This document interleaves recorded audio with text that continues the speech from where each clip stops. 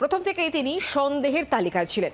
রেহাই পেলেন না দুর্গাপুর কাণ্ডে নির্যাতিতার সহপাঠীও। গ্রেফতারির পরেই নির্যাতিতার বন্ধুর কালিয়াচকের বাড়িতে ঢু মেরেছিল জি 24 ঘন্টা।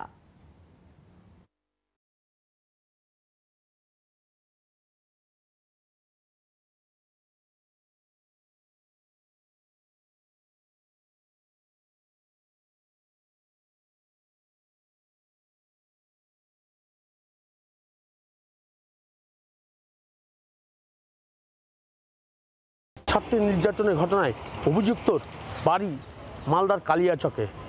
ঠিক এই বাড়িতেই অভিযুক্ত পরিবার বসবাস করেন। এখনও পর্যন্ত এই বাড়ির কোনো সদস্য ক্যামেরার সামনে মুখ খুলতে চাইছেন না। এই মধ্যে বাড়ির কোনো সদস্য ঘরে নেই। তারা ইতিমধ্যেই এলাকা থেকে অন্যত্র সরে গেছেন। এই নক্কারজনক ঘটনার সঙ্গে যে ওই পড়ুয়া চিকিৎসক যুক্ত থাকতে পারে তা মানতে নারাজ এলাকার বাসিন্দারা। অভিযোগ তুললেন চক্রান্তেরও। ছেলে জানি, ছোটো থেকে জানি ছেলেটাকে পড়াশোনা মেধাবী ছাত্র ছিলেন। এই ঘটনার সঙ্গে কি ছেলে যুক্ত থাকতে পারে?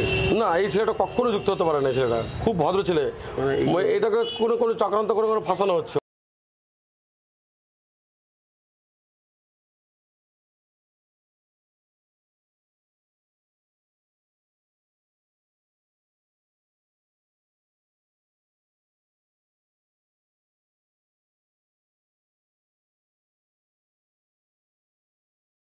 চালান করা হয়েছে, আর চালান করার সাথে সাথে একটা রিমান্ডের প্রেয়ার ছিল ইনভেস্টিগেশন অফিসারের। 10 দিনের রিমান্ড চেয়েছেন উনি। আমাদের লার্নেড কোর্ট এসিজিএম দুর্গাপুর 7 দিন রিমান্ড অ্যালাউ করেছেন।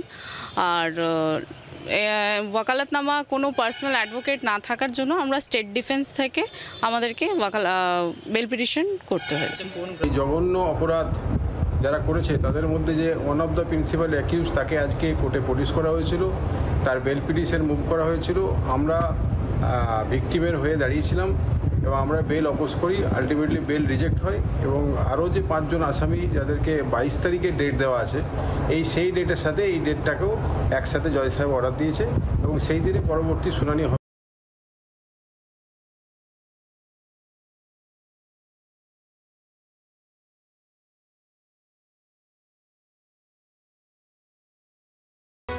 মমতা দিদি আমার মা মতো, ওকে কোটি কোটি প্রণাম। যদি আমি কিছু ভুল আপনাকে গেলে দিচ্ছি, আপনার মতবে আপনার ছেলে মতো আমাকে ক্ষমা করে দিবে, আমার মেয়েকে ন্যায় দিবে ওইটা চেষ্টা করবে। আমার মেয়ে নেই, টোটাল ইন্ডিয়ার মেয়ে ওরা। মুখ্যমন্ত্রী এবং তার পুলিশের উপর আস্থা প্রকাশ করলেও নিজের মেয়েকে নিয়ে আর এই রাজ্যে থাকতে চান না নির্যাতিতার বাবা। ক্যামেরা রণজিতের সঙ্গে রণয় এবং রণজয়ের রিপোর্ট, জি 24 ঘন্টা। বাংলার আওয়াজ, বাঙালির আবেগ, জি 24 ঘন্টা।